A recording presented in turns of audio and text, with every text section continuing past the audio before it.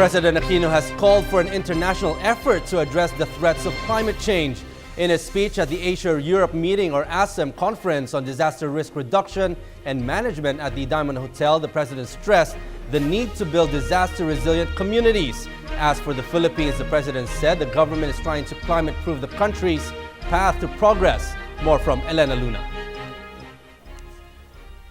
President Aquino and the Filipino people were lauded by the European Union Commissioner for International Cooperation, Humanitarian Aid and Crisis Response as the Philippines plays host to this year's Asia-Europe meeting or ASEM Conference on Disaster Risk Reduction and Management. Mr. President, I would like to convey to you my huge admiration for the strength, the resilience of your nation. You are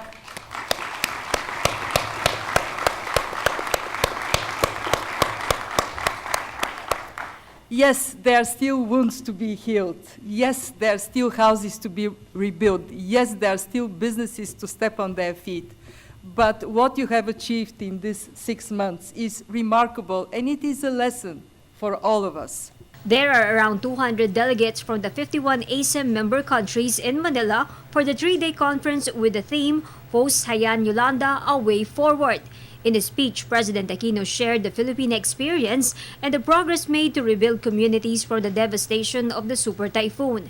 He said Yolanda was a harsh reminder of the alarming effects of climate change. We are fully integrating principles on adaptation so that they influence decision-making in every aspect of governance and encouraging other nations towards realizing this end. Essentially, we are trying to climate-proof our path to progress. This is the very idea that has driven our efforts to build back better. We refuse to be condemned to a vicious cycle of destruction and reconstruction. As we rebuild our homes, roads, and our communities, we must remain acutely aware of the reality of climate change, and we must equip ourselves with the wherewithal to withstand future calamities. President Aquino encouraged the participants to continue working together and to deepen the cooperation for a safer and more resilient world. Co-hosting the ASEM Manila Conference is the European Union with Japan and Switzerland.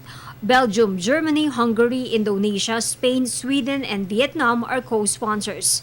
Typhoons, after all, do not pay heed to national borders. They threaten all our peoples.